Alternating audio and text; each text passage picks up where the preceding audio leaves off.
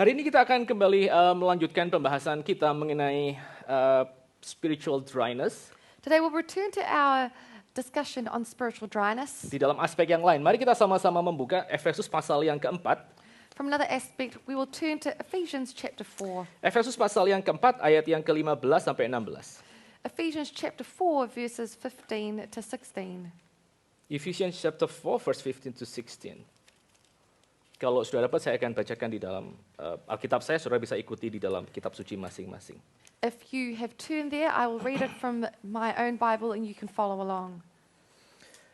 Rather, speaking the truth in love, we are to grow up in every way into Him who is the head, into Christ, from whom the whole body, joined and held together by every joint with which it is equipped, when each part is working properly, makes the body grow so that it builds itself up in love. Mari kita sama-sama tunduk kepala, kita masuk di dalam Let us doa. bow our heads and pray. Our Father in heaven, we are so grateful that today you have gathered us here every Sunday, Lord, to celebrate and to worship you and to thank you for all the grace that you have lavished upon us, especially the grace of the free salvation that you have given to us in the faith in your Son. We have read a portion of your word, and we pray that as we would like to meditate and to ponder this word and put our life in light of your truth, you will open our hearts and you will enlighten our mind so that this word might be truly our food and we could grow and bear fruit tenfold, hundredfold until the life to come. Thank you, Lord. Please bless every one of us who are already here, and we pray that your Spirit will speak to every one of us. In the name of Jesus Christ, our Lord and Savior, we pray. Amen. Amen. Oke, jadi kita sekarang ada di dalam satu seri di mana kita membahas tentang aspek eksperiensial dari kehidupan Kristen, yaitu tentang yang namanya spiritual dryness. So we are up to a discussion about aspects of the Christian life. In this section, we are talking about spiritual dryness. Jadi yang namanya spiritual dryness atau ya kadang-kadang orang bisa mengatakan pengalaman of the absence of God, absence dalam tanda petik gitu ya. Itu merupakan satu pengalaman yang kerap sekali dialami oleh orang-orang Kristen. So spiritual dryness, or this experience of the absence of God, is an experience that many Christians have. Ini banyak sekali dibahas dalam tradisi-tradisi kekristenan, baik itu dari tradisi Protestan, dari tradisi monastic Catholic, atau juga misalnya di dalam, let's say, tradisi Orthodox. This is an experience that has been discussed in many Christian circles, whether that be in Catholicism and Protestantism and even in the Greek Orthodox movement. Nah, kita sebagai orang-orang yang ada di dalam tradisi reformasi, kita harus juga mengerti bahwa reformasi atau tradisi reformasi itu bukan hanya bicara tentang aspek-aspek kognitif belaka, tapi kita juga ada pergumulan yang betul-betul hidup di dalam aspek affective. As people who are in the Reformed tradition, we understand that we have struggles not only theologically and intellectually, but also experientially. Tentu saja dua hal ini bukan dua hal yang separated ya, dua hal yang terpisah. Of course, these two things are not separate. Karena pengalaman kita itu merupakan satu pengalaman yang bersifat tentu saja subjektif dan terbatas. Because of course our experience is subjective and limited. Dan pengalaman kita itu harus diuji dan harus difilter berdasarkan kebenaran kitab suci. And our experiences must be weighed against Scripture. Tapi tentu saja kalau kita melihat di dalam kitab suci dan di dalam sejarah gereja, kita menemukan bahwa Tuhan itu menghargai dan Tuhan itu memimpin orang secara unik ya. Dan Tuhan itu adalah Tuhan yang hidup. But as we look in the history of the church, we could see that God leads people in a unique way. Jadi seharusnya ada aspek kehidupan afektif yang memang sungguh-sungguh hidup ketika orang itu mengiring Tuhan yang hidup. So there is this affective aspect of the spiritual life that is real as a person draws near to our God. Jadi sekali lagi kita akan membahas mengenai pengalaman tentang spiritual dryness. So once again, we are going to speak about the topic of spiritual dryness. Ini merupakan periode-periode dalam hidup kita di mana kita merasa Tuhan itu distant dan Tuhan itu silent. There's a period in our life where we feel like God is distant and God is silent. Kita akan melihat seri ini di dalam 7 aspek. We will look at this topic from 7 different perspectives. Minggu lalu kita sudah membahas aspek yang pertama bahwa yang namanya spiritual dryness atau the sense of God's silence itu bisa diakibatkan karena kita sendiri tidak growing di dalam kita menggunakan yang namanya means of grace ya. Last week we discussed how this experience of spiritual dryness or God's absence can occur because we ourselves have not been implementing the means of grace that have been given to us. Matius pasal 4 ayat yang keempat itu mengatakan bahwa manusia itu tidak hidup dari roti saja, tapi juga dari setiap firman yang keluar dari mulut Allah. Matthew chapter 4 verse 4 says that man does not live by bread alone but by every word that comes from the mouth of God. Jadi Matius mengasumsikan bahwa yang namanya firman Tuhan yang kita renungkan dan kita pikirkan itu harusnya membuat rohani kita lebih kuat dan lebih sehat dan juga lebih sensitif akan pimpinan dan juga karya Tuhan. So Matthew says that the word of God gives us strength and also maturity and increases our spiritual sensitivity to the things of God as we mature. Sehingga ketika kita mengabaikan aspek ini, mengabaikan aspek spiritual discipline, khususnya di dalam perenungan kitab suci, kita akan menjadi wither secara rohani dan kita kehilangan kepekaan tentang tentu saja kehadiran Tuhan dalam hidup kita. So if we do not conduct these spiritual disciplines, then we will lose spiritual sensitivity and not be able to grow in our spiritual lives. Nah ini sama sekali tidak berarti bahwa melalui kita menggunakan sarana-sarana anugerah, means of grace, kita bisa mengkontrol Tuhan untuk senantiasa mengekspresikan kehadirannya secara powerful. This does not mean that by exercising the means of grace we can control God and make Him manifest Himself in a powerful way. Tapi seperti yang minggu lalu kita sudah sempat singgung, yang namanya sarana anugerah ya, dalam hal ini pembacaan kitab suci, itu merupakan satu cara yang Tuhan itu berikan dalam hidup kita untuk membuat hidup kita itu terbuka akan kehadiran Tuhan dan juga pekerjaan Tuhan di dalam hidup ini. But such as we discussed last week, the means of grace that God has given us, such as reading His words, are ways in which the Lord helps us to open up our hearts to His presence. Seperti satu lirik dari Joyful, Joyful, Adore Thee, hymn itu. Such as one of the lyrics from Joyful, Joyful, We Adore Thee, the hymn. Hearts unfold like flowers before Thee, opening up to the sun above.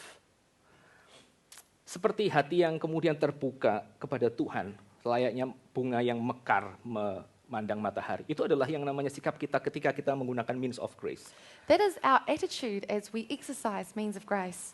Jadi kita simply membuka diri kita menjadi open dan receptive dan vulnerable supaya kiranya kalau Tuhan berkenan Dia boleh bekerja di dalam hidup ini. So we are simply opening ourselves up to be receptive and vulnerable to God so that He can work in our lives if it is His will. Nah hari ini kita akan melihat satu topik yang lain ya dari spiritual indiscipline sebagai salah satu faktor yang kita harus perhitungkan ketika kita maybe satu kali akan mengalami yang namanya spiritual dryness ini. Today we're going to look at another aspect of spiritual dryness or spiritual indiscipline that we might experience some other time in our life. Yaitu minggu ini kita akan sama-sama memikirkan spiritual dryness dari aspek kehidupan Kristen yang sangat umum di dalam dunia ini, yaitu kita menghidupi kekristenan sebagai seorang lone ranger. As we're going to talk about an aspect of Christianity that is very common today, that is living out our Christian lives as a lone ranger. Saudara tahu lone ranger? Do you know what a lone ranger is? Lone Ranger itu diambil dari salah satu waktu zaman saya masih kecil itu satu seri di televisi tentang satu orang ranger yang dia bekerja sendirian. Lone Ranger is taken from a television series that I watched when I was young. There was a ranger who did many things alone. Sorry, Siri ngomong sama saya. Sorry, Siri is speaking to me again. Ya, di dalam kehidupan Kristen kita harus sekali lagi memperhatikan ya, jangan-jangan ada satu pola kehidupan Kristen yang itu sebenarnya counterproductive untuk pertumbuhan rohani kita. We have to pay attention in the Christian life. There is an aspect that might be counterproductive to our growth. Dan salah satunya kita seringkali dalam kehidupan yang modern ini, apalagi kita sebagai orang Protestan gitu ya, sebagai orang-orang di dalam tradisi Injili, kita sangat mudah untuk melihat bahwa yang namanya ke gereja dan punya persekutuan itu satu hal yang sebenarnya nggak terlalu penting. It is very often that as Christians, especially in this Protestant tradition and modern world, that we see attending church and being in fellowship as not important. Whereas kalau kita melihat kepada tradisi yang lain gitu ya, seperti kayak tradisi Katolik misalnya, Whereas if we look at other traditions, for example, the Catholic tradition, atau tradisi Greek Orthodox, mereka adalah orang-orang yang sangat mementingkan satu fellowship di dalam gereja. or the Greek Orthodox Church, they have a tradition in which church fellowship is emphasized. Hampir selalu waktu-waktu tertentu yang namanya gereja itu penuh ya, khususnya di Indonesia ya. Kalau sekarang maybe sudah nggak terlalu, kalau kita yang di New Zealand mungkin sudah nggak bisa lihat itu lagi. Especially these church times always has a full service, especially in countries like Indonesia, even though we don't observe that so much here. Tetapi biasanya orang Protestan itu agak cenderung mengabaikan yang namanya kehidupan komunal. But Protestants often avoid the communal Christian life. Nah, untuk kita boleh memulai seri kita yang sesi kita hari ini, saya ingin kita sama-sama memikirkan satu pertanyaan. Nanti saudara boleh pikir sepanjang khotbah, lalu kita akan coba kasih jawabannya di akhir khotbah. Before we begin our service today, I would like us to ask ourselves a question, to think about it throughout the sermon, and to reflect on it at the end. Saudara tinggal pikirkan apakah saudara setuju atau tidak dengan kalimat ini dan mengapa. You only have to think whether or not you agree with this question and why. Pertanyaannya adalah, The question is, semakin saya ini menjadi orang yang rohani, semakin saya matang di dalam kerohanian, maka semakin saya tidak perlu orang lain untuk mengasihi saya. the question is, the more spiritually mature I am, the lesser I need to people to love me. Ya, terus ngerti ya. Jadi kalau ada orang mengatakan, saya sudah nggak lagi perlu untuk mengharapkan orang mengasihi saya, karena saya ini adalah orang yang sudah betul-betul dekat dengan Tuhan. Oke, pertanyaannya, saudara setuju atau saudara enggak? So you understand the question, right? If someone says to you, I am so spiritually mature now that I don't need other people to love me, do you think this is a true or false statement? Jadi saudara silakan pikir sebanyak khotbah, nanti kita akan coba lihat bagaimana ya So di akhir feel khotbah. welcome to think about this question throughout this sermon and to reflect on your answer at the end. Ya, jadi stay tune, for the next 60 minutes. Oke, saudara, pada waktu kita bicara tentang yang namanya ini ya, Christian friendship gitu, persahabatan Kristen, When we talk about Christian friendship, maka kita biasanya melihat yang namanya friends atau teman itu hanya sebagai kenalan biasa ya, acquaintance. we often think of our friends as just our acquaintances. Jadi kalau saudara ada orang tanya kepada saudara, saudara kenal nggak si nama ini gitu? So if you ask someone, do you know so-and-so person? Lalu saudara mengatakan, oh ya dia adalah teman gerejaku. And you say, oh yes, they're my church friend. Maka pertanyaan pada waktu saudara mengatakan, he's my church friend, itu apa maksudnya? And so the question is, when you say, oh, they're my church friend, what does this mean? Biasanya pada waktu orang mengatakan, yes I know him or her, he or she is my church friend, kita berpikir bahwa orang ini adalah orang yang kita tahu namanya, kita pernah ngobrol di gereja, kita mungkin juga pernah piknik bareng, makanya he is our friend gitu kan. And so, but usually when you say, oh, this person's my church friend, the image that comes to mind, this is someone you say hello to, you know their name, and maybe you've gone on a picnic with them, so they are your friend. Kalau itu kita pakai di dalam kehidupan kita untuk kita melihat semua orang yang kita pernah ajak omong dan mereka tidak memusuhi kita sebagai teman, maka pelan-pelan tanpa sadar ya kita akan sangat merosot di dalam kehidupan sosial. Kita akan jadi orang yang sangat kesepian di dalam dunia modern ini. But if you use that definition on everyone who you've ever spoken to and you're not an enemy with, then without realizing it, subconsciously over time, your social life will diminish. Ya lebih parah lagi kalau misalnya saudara kemudian ditanya orang ya, saudara kenal nggak orang ini?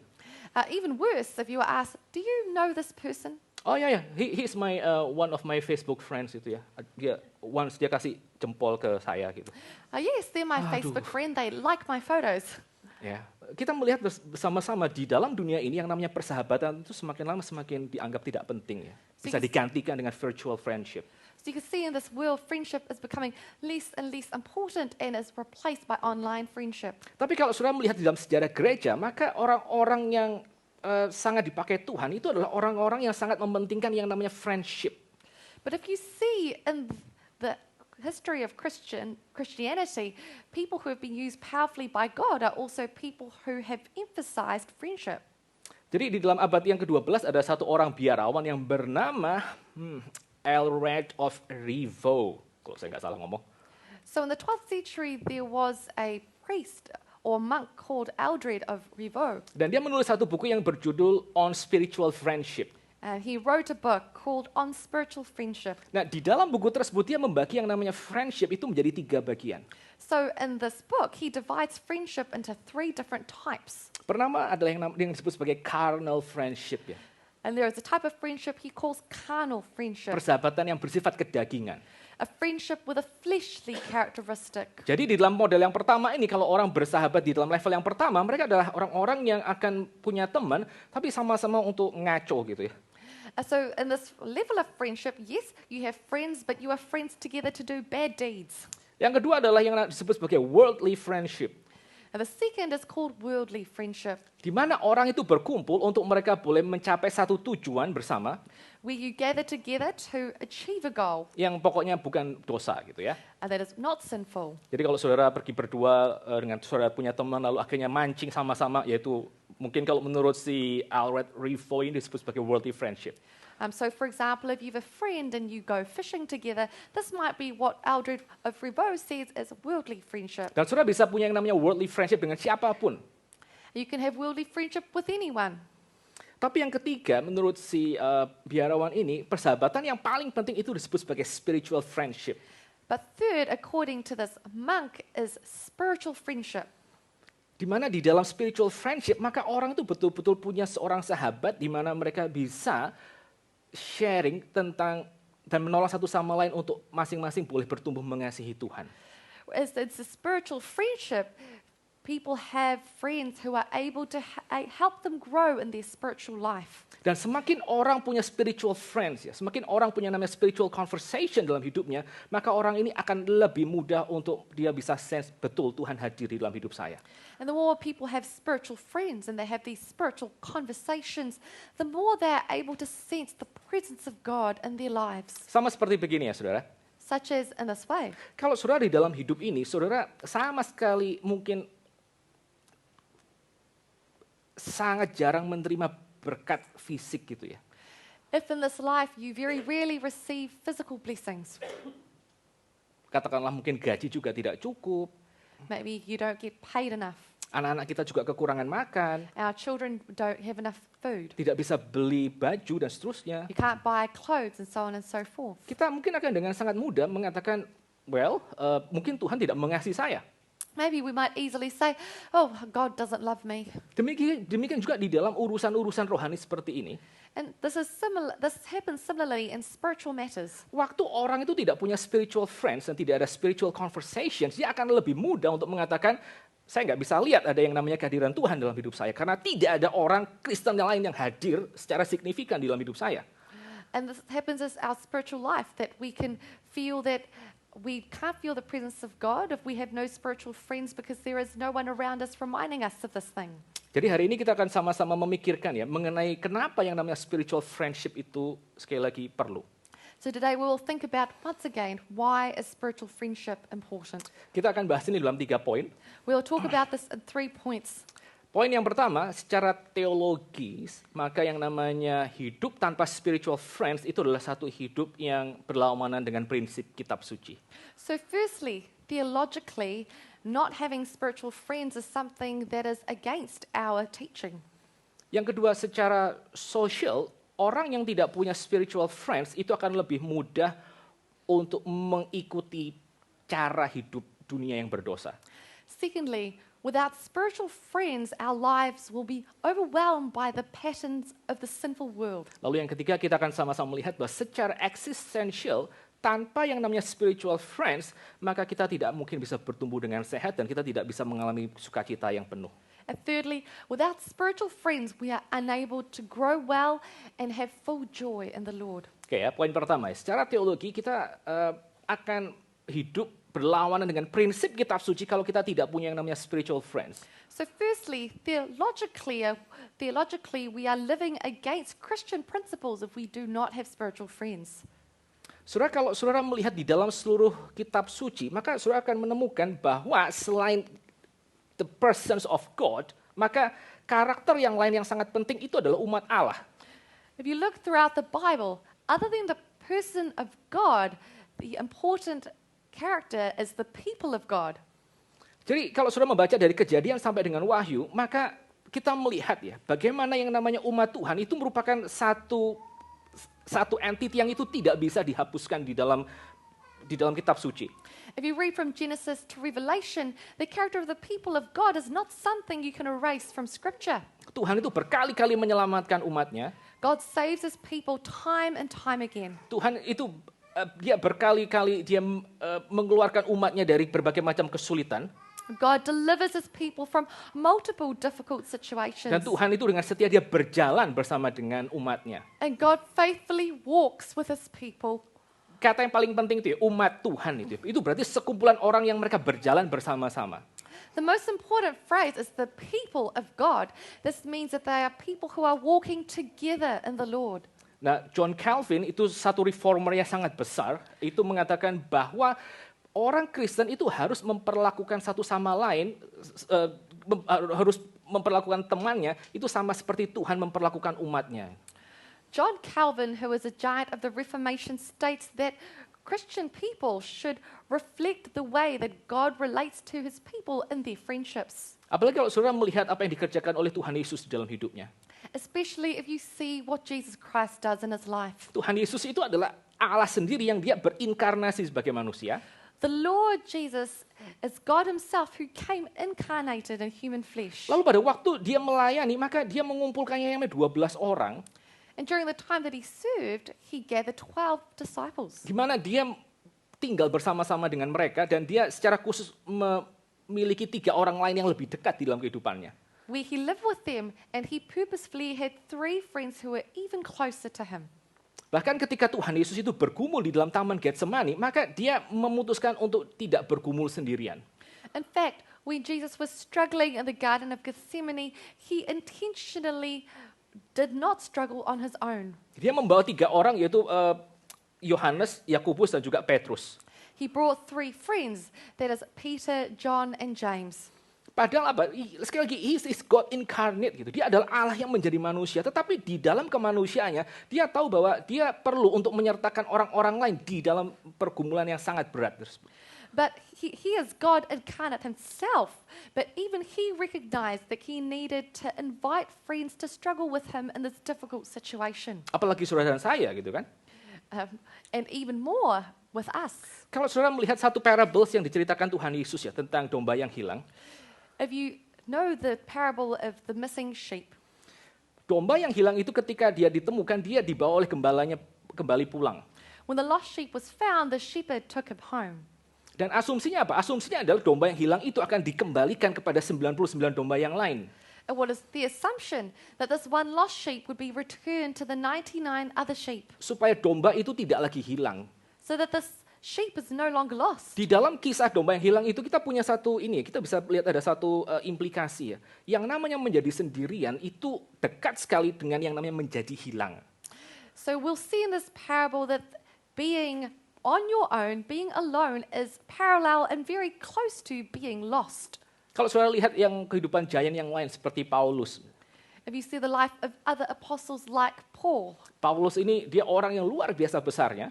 he is such a great man. Dia punya pengalaman-pengalaman rohani secara individu yang luar biasa powerfulnya sampai dia bilang dia tidak berani ngomong kepada orang lain. He individually had such powerful spiritual experiences that he says, I can't talk about this out loud. Tapi seperti yang tadi saudara lihat dalam kitab Efesus pasal yang keempat yang kita baru saja baca, dia mengatakan bahwa orang Kristen itu harus tinggal bersama-sama di dalam satu tubuh. But as you see in Ephesians chapter 4 that we read before, he still writes that as Christians we must live together as in one body. Dan pada waktu semua tubuh itu, seluruh tubuh itu bertumbuh, maka satu persatu individu itu juga akan ikut pelan-pelan bertumbuh. And as the body grows, then each individual person will also be built up. Nah, Paulus ngomong seperti ini itu bukan hanya untuk orang-orang Kristen yang non-apostolik gitu, bukan hanya untuk mereka yang non-apostles. And Paul is not saying this just about non-apostolic Christians. Karena pada waktu kita lihat kehidupan Paulus, kita menemukan Paulus yang luar biasa besarnya, dia adalah juga orang yang punya banyak teman. Because if you look at Paul's life, even though he is such a spiritual man, he had many friends. Dia punya Barnabas, Titus, He had Barnabas and Titus, lalu Silas, Silas, dan juga misalnya Timotius yang paling utama. and also Timothy primarily. Kalau saudara lihat kitab 2 Timotius ketika Paulus itu sudah hampir dieksekusi, If you look at the book of 2 Timothy where he was nearly executed, Paulus itu mengatakan kepada Timotius, ya kalau bisa kamu cepetan pergi kemari sebelum musim dingin itu tiba. Paul says to Timothy, if it's possible, please come quickly before winter sets in. Karena dia tahu dia akan bisa menerima penghiburan dari kehadiran Timotius. Because he knows that he will receive comfort from Timothy's presence. Kalau sudah berkali-kali baca kitab-kitab yang ditulis oleh Paulus, Paulus berkali-kali mengatakan dia bersuka cita mendengar orang Kristen yang lain itu bertumbuh. If you look at the books of the Apostle Paul, he says multiple times he is so joyful seeing other Christians grow. Jadi bahkan Paulus ya, dia menerima penghiburan dan dia melihat bagaimana Tuhan itu menolong dia dalam kesulitannya pada waktu dia ada di dalam satu perkumpulan dengan orang-orang Kristen yang lain. So Paul himself receives comfort and he receives joy from his gathering with other Christians when he is struggling. Apalagi kalau saudara bicara tentang Eden misalnya. And let alone when you talk about Eden. Apa itu yang disebut sebagai kematian kalau saudara lihat Eden? What is death when you look at Eden? Yang namanya kematian adalah ketika saudara mendapati teman saudara itu akhirnya sekarang menjadi competitors, itu death menurut Eden. Death is living with competitors according to Eden. Pada waktu Eve dan juga Adam itu tidak lagi menjadi good friends ya, tapi mereka menjadi competitors, mereka saling menyalahkan, itu yang namanya death. Adam and Eve, when they were no longer friends, but instead arguing with each other as competitors, that is death. Death itu menurut Eden ya, itu adalah living without any relationship, itu death. Ya. Death according to Eden is living without relationship. Saya satu kali pernah lihat pernah baca satu artikel tentang salah satu cara penyiksaan yang subtle tapi luar biasa kejamnya. Once I read about a torture method that is subtle but very cruel. Nah, cara penyiksaan itu disebut sebagai the white room torture. This is called the white room torture. Jadi orang itu dimasukkan ke dalam satu ruangan yang semuanya putih. So a person is placed into a room that is all white. Bajunya putih, The clothes are white. semua perabotan putih dan seluruh ruangan itu dipakai warna putih. All of the equipment is white and the entire room is white. Lalu seluruh ruangan itu dibuat kedap suara gitu. Jadi kalau saudara jalan di sana, saudara tidak akan bisa mendengar apa-apa. And this room is made completely soundproof. So if you are walking in the room, you can't hear your own footsteps. Tanpa ada orang lain yang pernah diajak omong, tanpa dia pernah lihat ada guards yang harus interview atau harus mengeluarkan dia untuk aktiviti apapun, dia diberikan ruangan itu seumur hidup dia. Without seeing others' faces or even the guards who are coming to interview them, this person views the white room forever as their home. Dan orang-orang yang ada di dalam ruangan seperti ini, di dalam white room torture, mereka kadang-kadang mengatakan bahwa lebih baik mereka diseret oleh yang namanya penjaga penjara dan mereka digebukin daripada mereka harus sendirian sekali lagi di dalam ruangan yang semuanya itu cuma putih saja. And these people who have experienced this have said that they would rather be dragged by the guards and beaten than to have to survive in this purely white room. Jadi sekali lagi ya saudara, pada waktu kita sama-sama melihat bagaimana Alkitab itu menceritakan tentang kehidupan Kristen, So if you see once again how the Bible talks to us about the Christian life, maka asumsinya adalah setiap orang Kristen itu harusnya punya spiritual friends dan juga punya spiritual conversations yang rutin. the assumption is that every Christian must have spiritual friends and regular spiritual conversation Untuk mereka sekali lagi boleh melihat kehadiran Tuhan itu nyata di dalam hidup mereka. in order for them to see God's presence once again in their lives. Karena orang yang dia hidup sendirian ya, dia tidak akan sekali lagi punya sukacita yang limpah dan tidak bisa melihat bagaimana Tuhan bekerja di dalam kehidupannya lewat orang lain, dan itu akan membuat dia mengalami spiritual dryness. Because people who live alone are not able to see the abundant life that God has given them, also through the blessings of others, which will lead to spiritual dryness. Oke, itu bagian yang pertama ya. Secara biblical maka Alkitab mengatakan kehidupan Kristen yang normal itu harus kehidupan Kristen yang punya sahabat, punya teman. That it's the first part.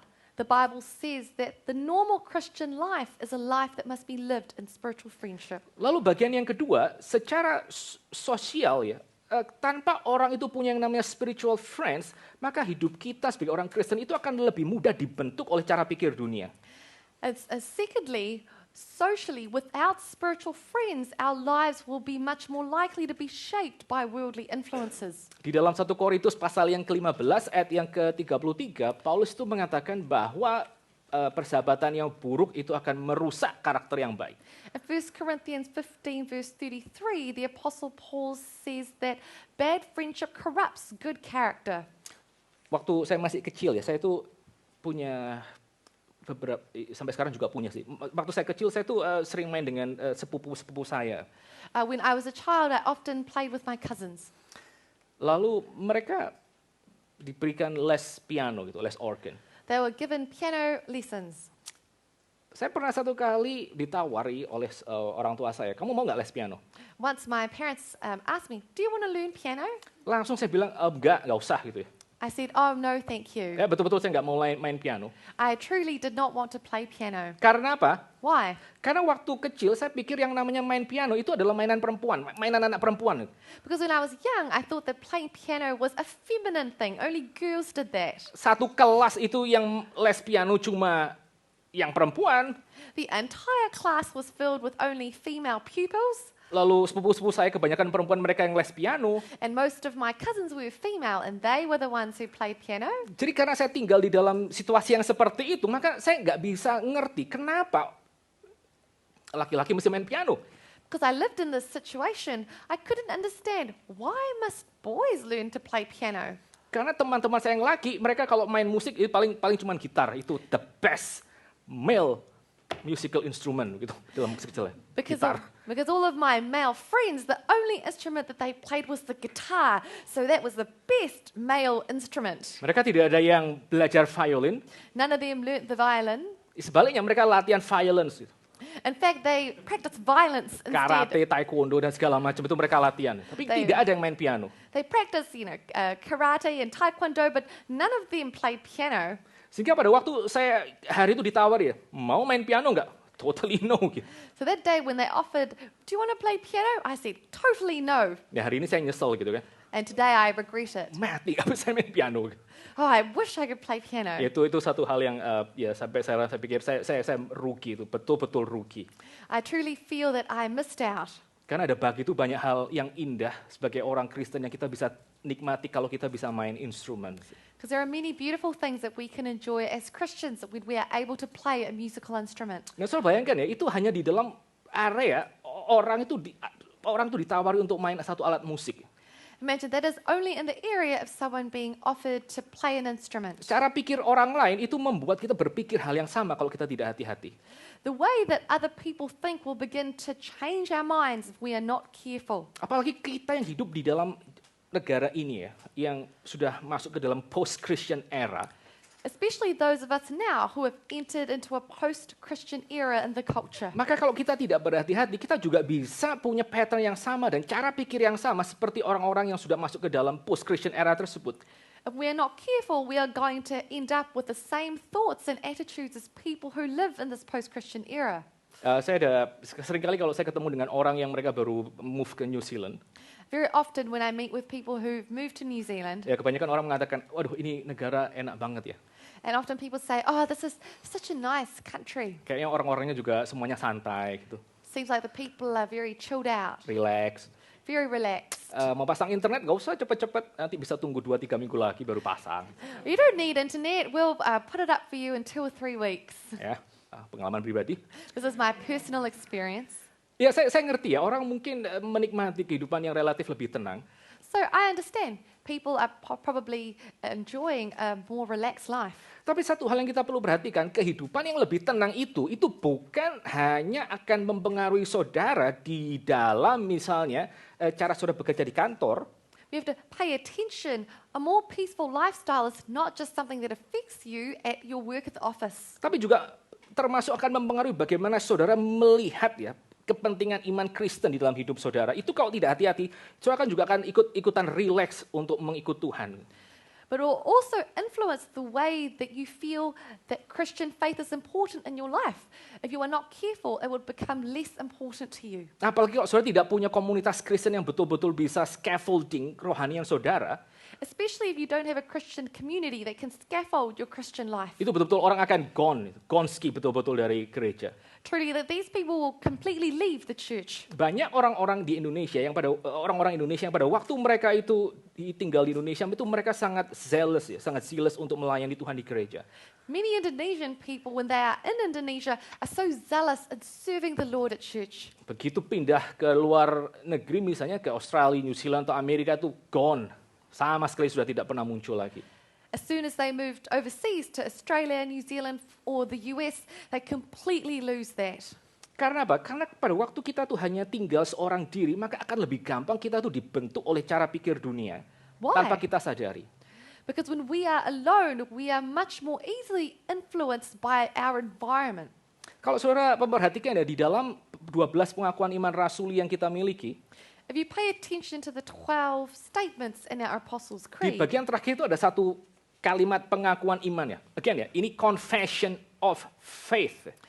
there is in the last section a confession of faith Yang mengatakan, I believe in the Holy and Catholic Church. that says, I believe in the Holy and Catholic Church. Apa maksudnya I believe in the Holy and Catholic Church? What does this mean? Berarti saya sungguh-sungguh percaya dan saya sungguh-sungguh melihat dan saya betul-betul bersandar kepada komunitas orang percaya untuk boleh membuat saya hidup bagi Tuhan. It means that I truly believe in and I see and I rely on the spiritual community in order to help me grow towards walking closely with God. Karena tanpa kita dikelilingi oleh teman-teman atau sahabat-sahabat yang betul-betul mereka sendiri mau untuk hidup bagi Tuhan, kita akan sangat sulit mempertahankan identitas dan alasan kenapa kita harus jadi orang Kristen. Because without being surrounded by good spiritual friends, it'll be very difficult for us to hang on to why we ought to be a good Christian. Saudara tahu ikan salmon ya? Ikan salmon itu di dalam periode tertentu mereka harus kembali ke tempat di mana mereka dilahirkan dan mereka harus menetaskan laying eggs ya, bertelur. Ya. So you know that the salmon fish, at certain times of the year, they have to swim back to their place of origin in order to lay eggs there. Caranya bagaimana salmon itu bisa lompat melawan arus air? So how do the salmon achieve this? How do they achieve swimming against the current? Caranya adalah dengan mereka melompat bersama-sama. The method is that they jump together. Dan pada waktu mereka melompat bersama-sama, satu komunitas salmon tersebut, And when they jump together, this community of salmon, yang mereka kerjakan adalah mereka membuat satu current yang baru, yang itu kontraflow dengan seluruh current daripada aliran sungai. Mereka menciptakan arus di dalam arus. what they create is a countercurrent within the current against the flow.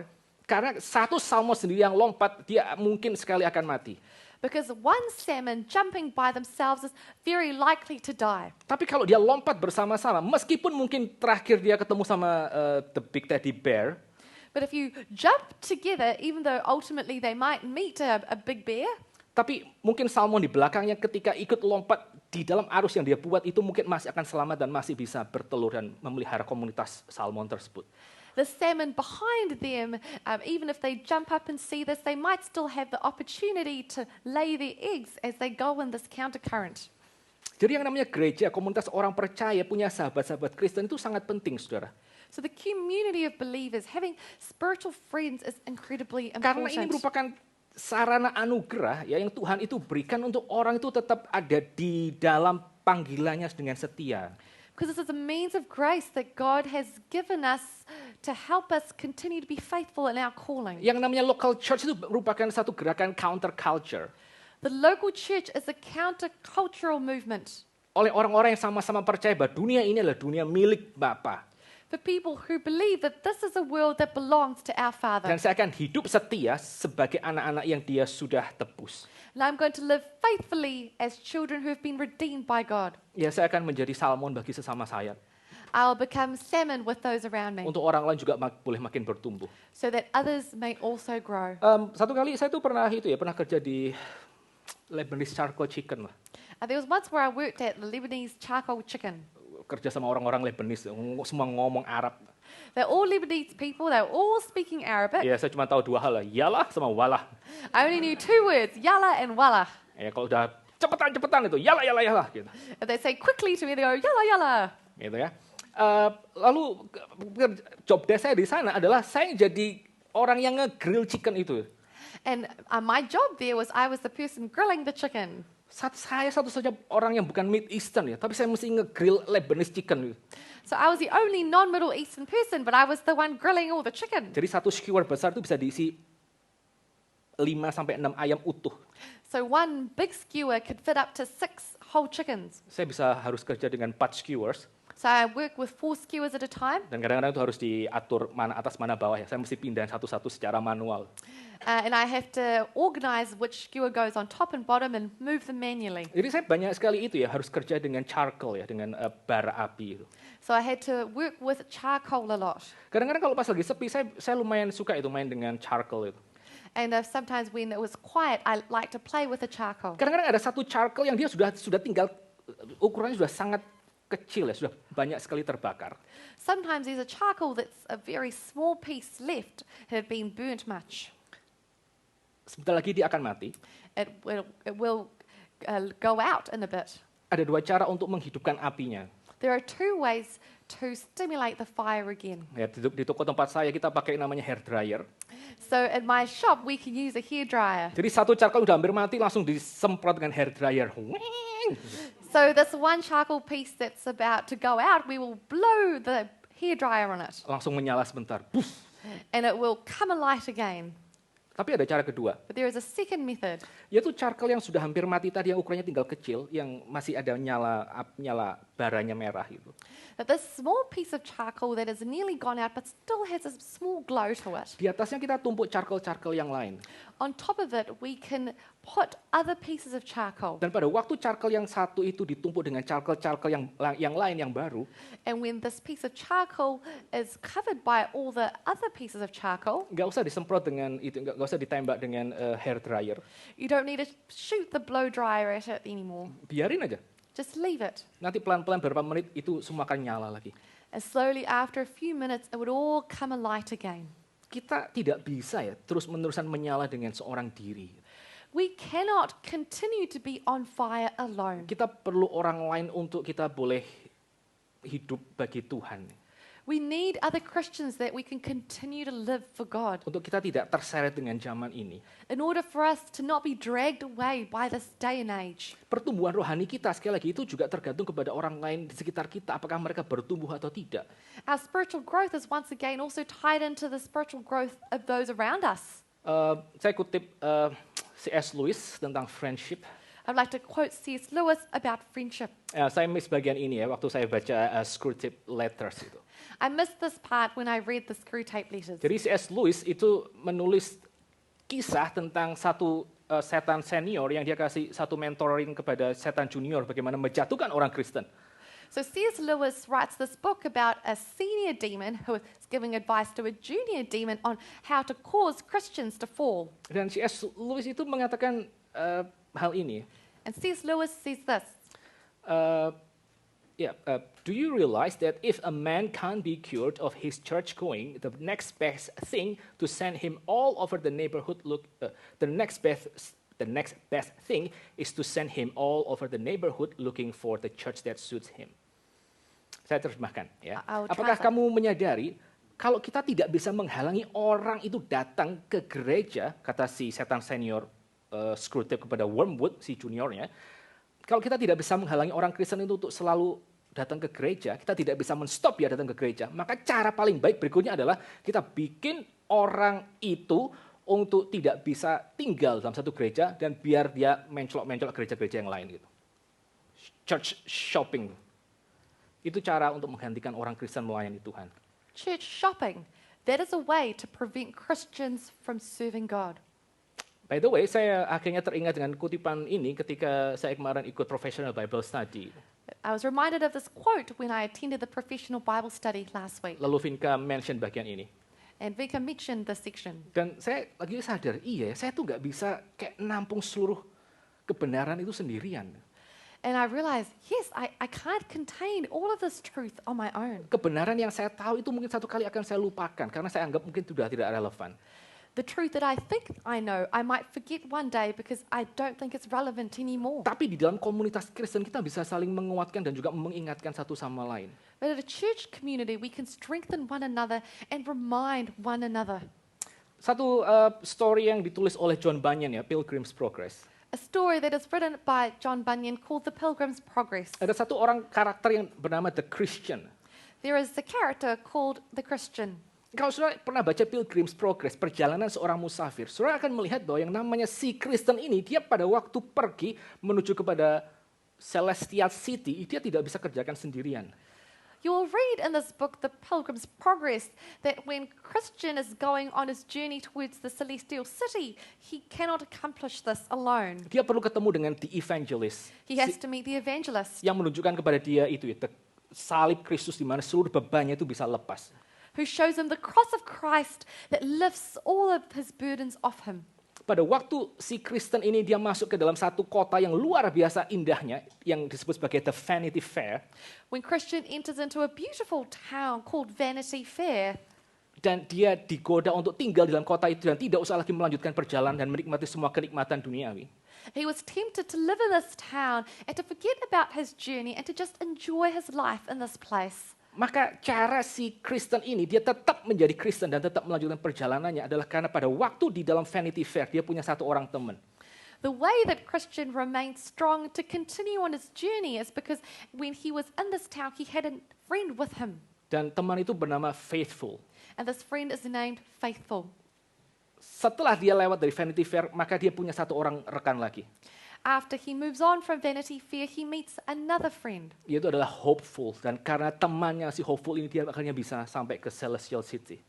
He meets a friend called Hopeful, and it is because of this friend that he is finally able to reach the celestial city. Sekali lagi ya, poin yang kedua ya, tanpa spiritual friends, maka hidup kita tuh akan gampang dihanyutkan oleh cara pikir dunia ini. Once again, secondly, without spiritual friends, our lives are very influenced by worldly thoughts. Dan kepekaan kita akan kehadiran Tuhan itu juga akan semakin lama akan semakin merosot.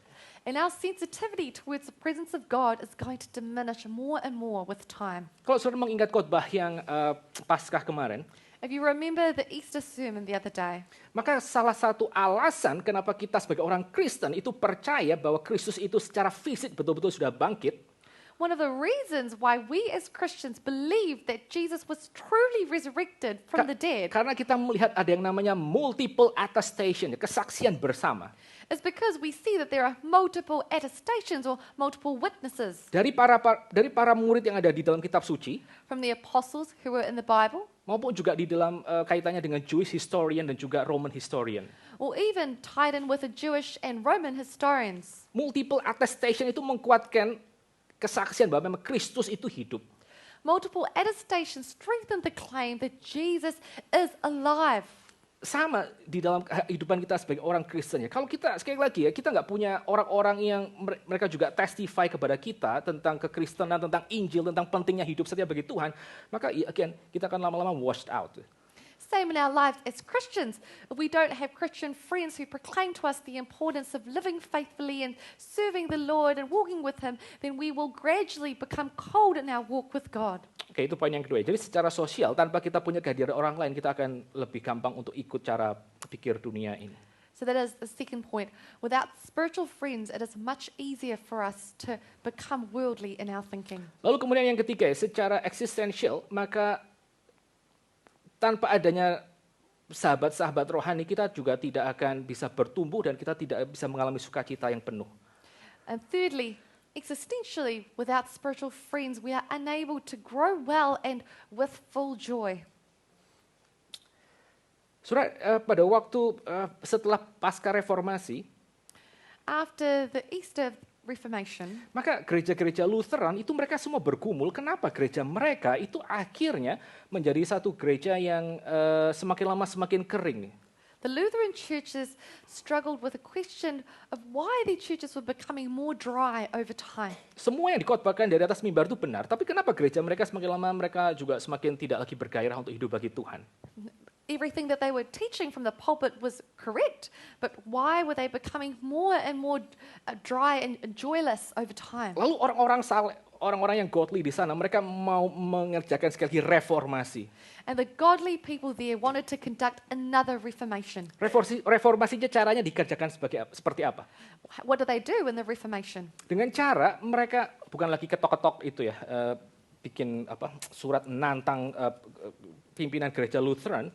Not by writing a letter and nailing it on the door of the Lutheran church, Tapi dengan cara mereka membuat yang namanya kelompok-kelompok kecil di mana orang setelah kebaktian itu bisa berkumpul dan mereka bisa saling sharing apa yang mereka terima dari khotbah hari itu. but by creating small groups where people after church can gather together and share about what they learned from the service that day. Untuk mereka belajar untuk mengaplikasikan apa ya arti firman ini untuk hidup saya. In order for them to apply what it is about Scripture that they have learned today. Dengan kata lain apa? Mereka dikondisikan untuk mereka betul-betul punya spiritual friends dan juga spiritual conversation. In other words, they were conditioned to have spiritual friends and also spiritual conversations. Tanpa kehadiran teman-teman rohani secara eksistensial kita tidak bisa bertumbuh bagi Tuhan. Without spiritual friends, we are also conditioned to not be able to grow maximally. Tanpa spiritual friends, existentially kita juga akan bertumbuh menjadi orang yang narsistik. Without spiritual friends, we can also become spiritually narcissistic. Narsistik entah kita menjadi orang yang kita pikir kita ini spiritual giant, We might be narcissistic and think that we are a spiritual giant, bahwa kita ini luar biasa hebatnya, that we are amazing, dan itu akan menghancurkan diri kita sendiri. and that will destroy us. Pada waktu orang punya spiritual friends, maka dia akan melihat bahwa sebetulnya yang dia pikir penting tentang dirinya itu akan semakin lama menjadi semakin relatif. When someone has spiritual friends, they will see that their idea of importance about themselves is more and more relative. Satu anak saya itu dia sekarang sedang sedang kayak latihan cello. One of my children is practicing the cello at the moment. Ya kenapa cello? Karena di tempatnya nggak ada lagi yang main cello gitu. Makanya ya sudah cello. Why cello? Because no one else is playing cello, so they want to play the cello. Ya, dan bersyukur kalau di sini kita bisa sewa ya, nggak usah beli gitu. Kita bisa sewa dengan harga yang cukup terjangkau untuk sepanjang tahun. And praise God that here we can borrow a cello rather than we can rent it rather than buy it, so we can rent it for the year. Kalau orang latihan cello ya saudara, itu saudara di rumah tuh kayak denger ada tahu-tahu ada kayak lemari digeser. If someone is practicing cello at home, it sounds like someone is dragging a closet across the floor. Ya jadi brag, terus berhenti berapa ketuk, terus lagi main brag. So it goes brag, and then the sound goes silent, and then a few moments later it makes the same sound again.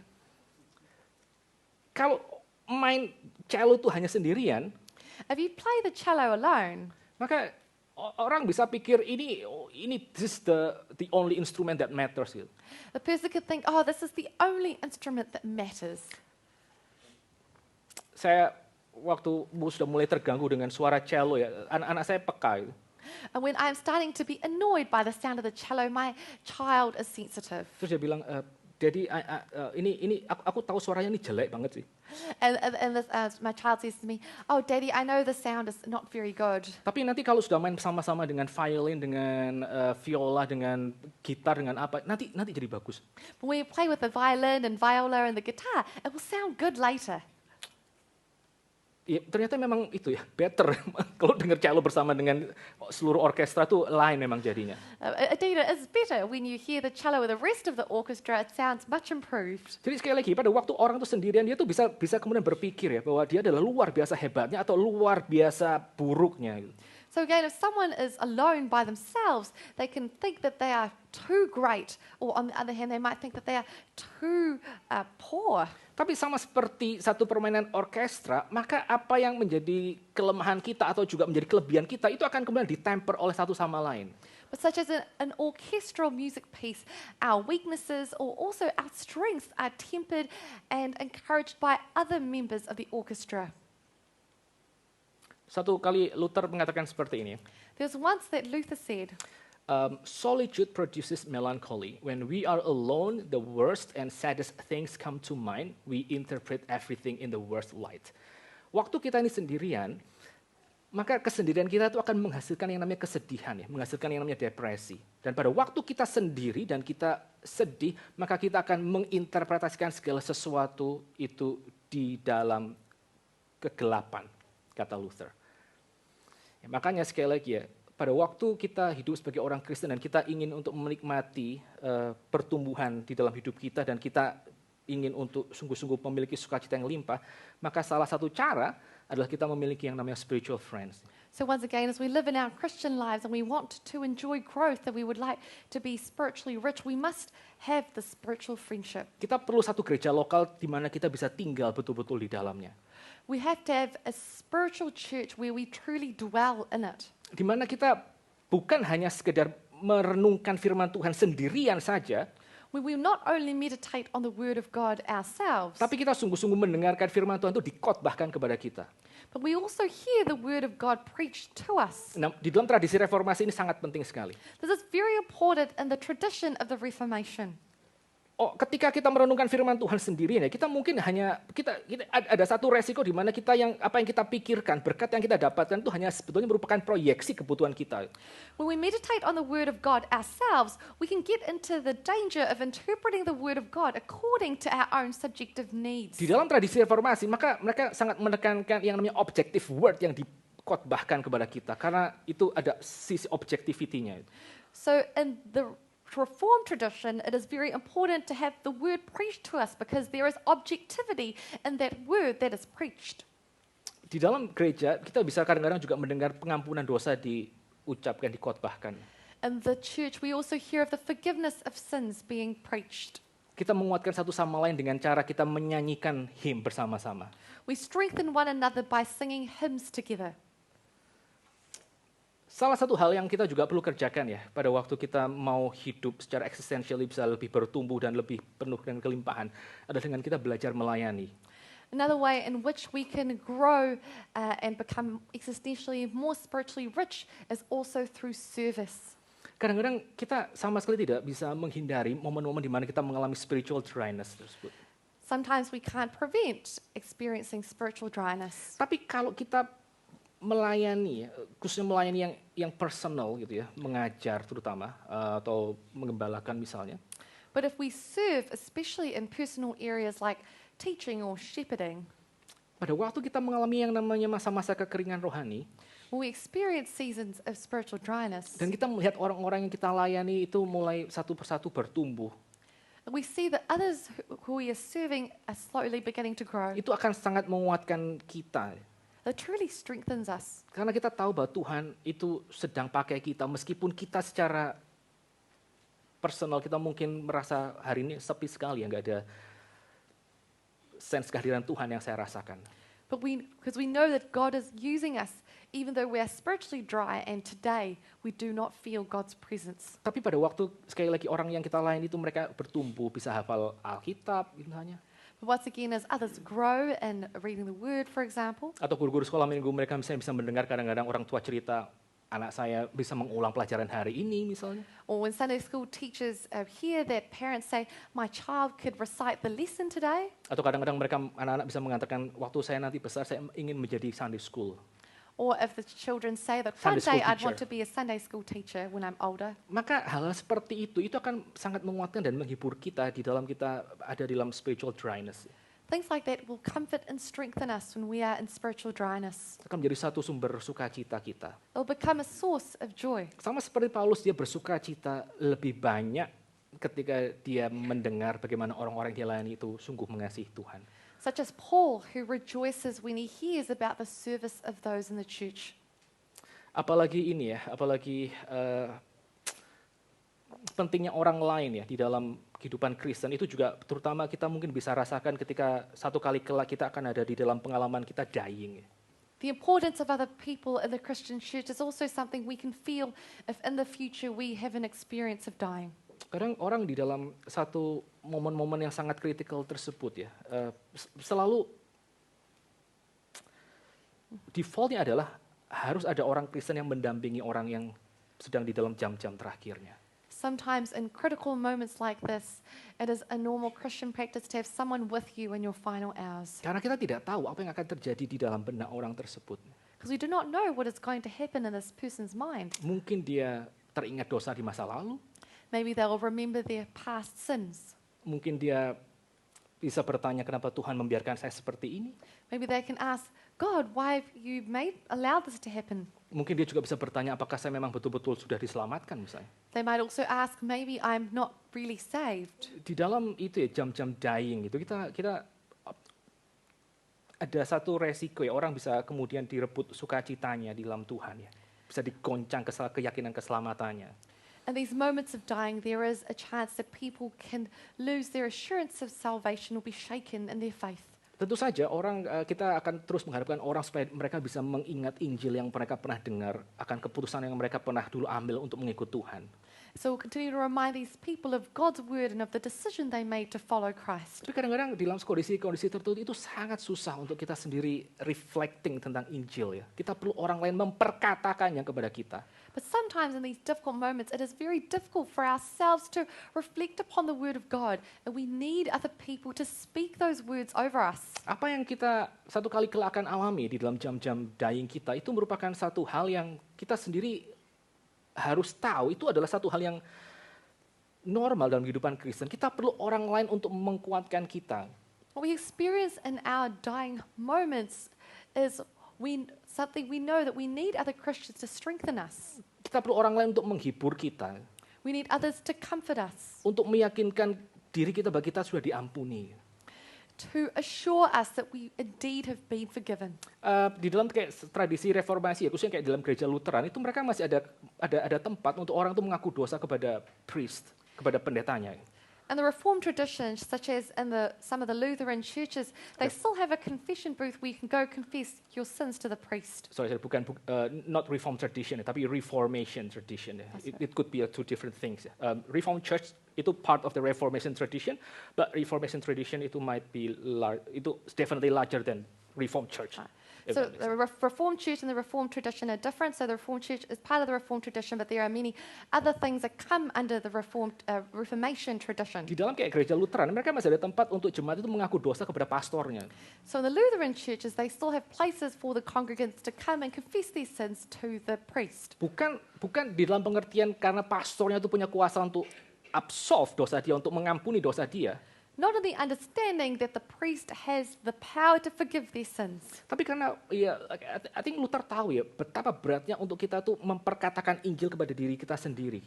But because Luther knows that it is a huge burden for us to have to preach the gospel to ourselves. Kadang-kadang orang perlu datang kepada hamba Tuhan dan untuk mengaku dosa, dan hamba Tuhan itu akhirnya mengatakan, ya dosamu diampuni, just go and be free, pergilah dan bebas. Sometimes people need to come to a pastor to be able to confess their sins and be told that your sins are forgiven. Go and be free. Again, saudara, kita tidak bisa mengalami kehidupan Kristen yang thriving dan juga full kalau kita hidup sendirian. Once again, we cannot have a thriving Christian life if we are living alone. Kita perlu komunitas untuk kita boleh sama-sama bertumbuh mengasihi Tuhan. We need community in order for us to be able to grow and love God more. Kita perlu punya teman yang kita tahu kita berdua, bertiga, berempat, berlima, kita sama-sama punya longing untuk kita hidup bagi Tuhan. We need to know that we have friends, 2 to 3, 4, 5, 6 of us, that we are growing together in serving God. Dan kita perlu belajar untuk kita menjadi open dan juga vulnerable tentang pergumulan kita di hadapan Tuhan. We also need to be open and vulnerable about our experiences with God. Pengalaman saya waktu jadi jemaat adalah saya mungkin salah satu orang yang paling terhibur ketika hamba Tuhan di atas mimbar share tentang pergumulannya sebagai orang Kristen gitu. My experience as a congregant is that I was deeply touched when pastors would share about their spiritual struggles from the pulpit. Karena itu membuat saya seperti I have a friend gitu ya. Ada orang lain yang mengalami pergumulan yang sama dengan saya. So it caused me to feel that I have a friend, I have others who are undergoing the same spiritual problems that I have. Again, jadi kita perlu teman-teman yang mereka punya passion untuk melayani, bertumbuh di dalam Tuhan. Okay, so we need friends, we need people who are also growing in their walk with the Lord. Kita perlu menjadi orang yang vulnerable dan terbuka, belajar terbuka. We need to be people who learn to be vulnerable, to be open. Dan mungkin salah satu skill dalam friendship yang sangat penting adalah kita perlu membedakan antara disappointment dan juga betrayal. And I think one of the things we have to discern in friendships is the difference between betrayal and disappointment. Menjadi kecewa dalam persahabatan itu hal yang biasa. Becoming disappointed in friendship is normal. Semua orang pasti kecewa dalam setiap relasinya. Everyone is going to be disappointed at one time or another in their Termasuk friendships, di dalam persahabatan Kristen. including in their Christian friendships. Tapi sekali lagi seperti dikatakan oleh Joel Beeke, seorang Puritan scholar, dia mengatakan di dalam Christian friendship kita perlu wisdom untuk membedakan mana ini disappointment yang biasa dan mana yang memang truly betrayal. But once again, Joel Beeke, who is a Reformed theologian, says it is very important for us to discern whether this is a normal friendship disappointment or if this is true betrayal. Kalau kita mengkacaukan dua kategori ini, kita memang bisa lama-lama memang sendirian gitu. Karena kita treat every disappointing things as a betrayal to us. But if we cannot differentiate these two things, we will become more and more lonely with time because every disappointment will be treated as a betrayal. Saya mau kasih dua graf di sini I want to give you two graphs here tentang friendship ya, dari Barna Research tahun 2020. about friendship from Barna Research in 2020. Di dalam graf ini itu dijelaskan hubungan antara well-being dari pria Kristen yang mereka punya best friend ya, punya confidant, lalu bagaimana persahabatan tersebut akhirnya mempengaruhi kehidupan mereka di dalam aspek-aspek yang lain. So this graph is showing men's well-being and their satisfaction when they have close friends versus not. So di ini ya, di apa namanya graph, what was it? This bar yang pertama ini, kita melihat bahwa para pria Kristen yang mereka punya best friend di dalam kehidupan pernikahan mereka itu mereka punya kepuasan terhadap pernikahan mereka 68%.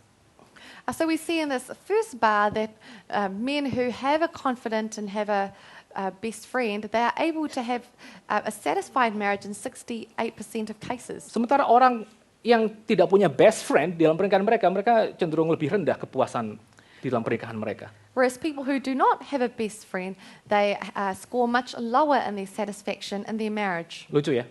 It's interesting, isn't it? Punya best friend dengan orang di luar pernikahan itu bisa punya pengaruh baik untuk pernikahan saudara gitu. Having a best friend with someone outside of your marriage can actually positively impact your marriage. Tentu saja yang same sex gitu kan ya. Of Yang course, memang suami sama teman prianya dan segala macam gitu. Of course, it is with friends of the same gender. So if you're a man having a male friend, Bahkan di dalam relasi dengan anak-anak, orang pria Kristen yang mereka punya confidant, yang punya best friend itu mereka cenderung lebih menikmati relasi mereka dengan anak-anak mereka sendiri.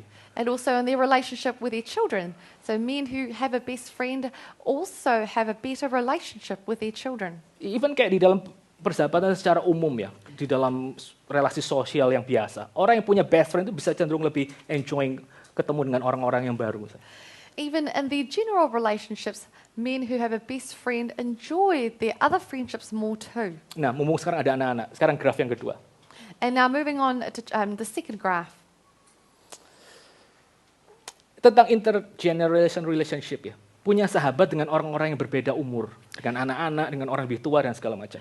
Having intergenerational relationships, that is having friends who are older and also younger than yourself. 63% pria Kristen mengatakan pada waktu mereka punya sahabat, dan sahabat mereka itu bukan dari age group yang sama, itu ternyata mereka sangat menolong mereka di dalam pernikahan.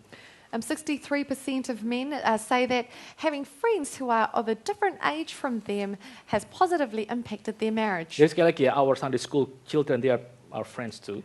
So once again, our Sunday school children, they are our friends. Yang berikutnya di dalam relasi dengan anak-anak kita sendiri, orang yang punya sahabat dari age group yang berbeda itu juga akan cenderung lebih menikmati relasi dengan anak-anak. And in our relationship with our children, people who have friends who are of different generations also have more positive relationships with their children. Dan juga itu berpengaruh kepada apa? Berpengaruh kepada kehidupan sosial secara umum ya, friendship secara umum.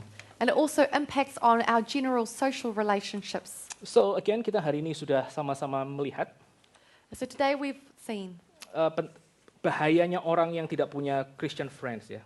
the danger of the person who doesn't have Christian friends. Dia hidup melawan prinsip daripada kitab suci. They live in opposition to the teaching of the Word of God. Dia menjadikan dirinya itu sangat vulnerable untuk dihanyutkan oleh dunia ini. They make themselves very vulnerable in being overwhelmed by this world. Dan dia menyulitkan dirinya sendiri untuk bertumbuh dan makin punya banyak sukacita di dalam Tuhan. And they prevent themselves from growing well and having much joy in the Lord. Pertanyaan yang pertama tadi. The first question before. Semakin saya hidup, semakin saya matang dalam kerohanian, semakin saya tidak perlu orang mengasihi saya. The more spiritual I am, the lesser I need others to love me. True or false? True or false? That's false. Itu salah.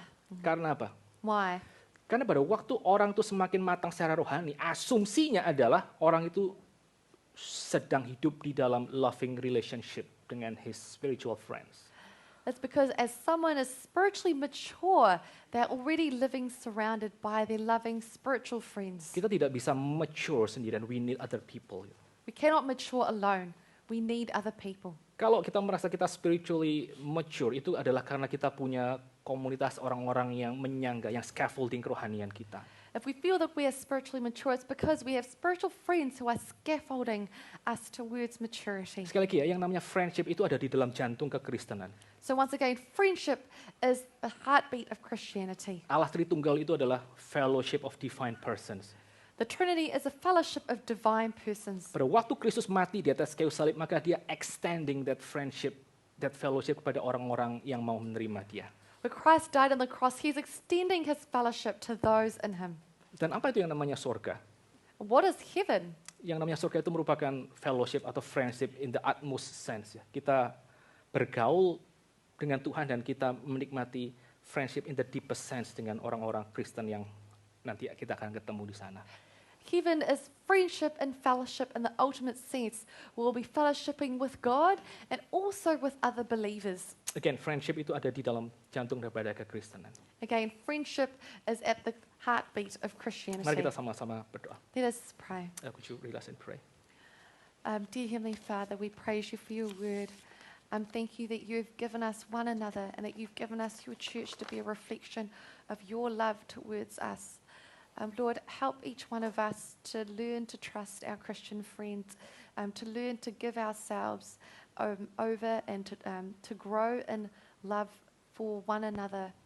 Help us, Lord, to not see church as just a once-a-week occasion, but as an important part of our lives that you are using to shape us and to help us grow in you. Lord, for those of us who have been hurt by the church, Lord, or who may have had bad experiences with friendship, I pray that you would give us hope, that you would heal us, renew us, Father, and help us to believe in your word and to continue obeying you, Lord. In Jesus' name we pray. Amen. Amin.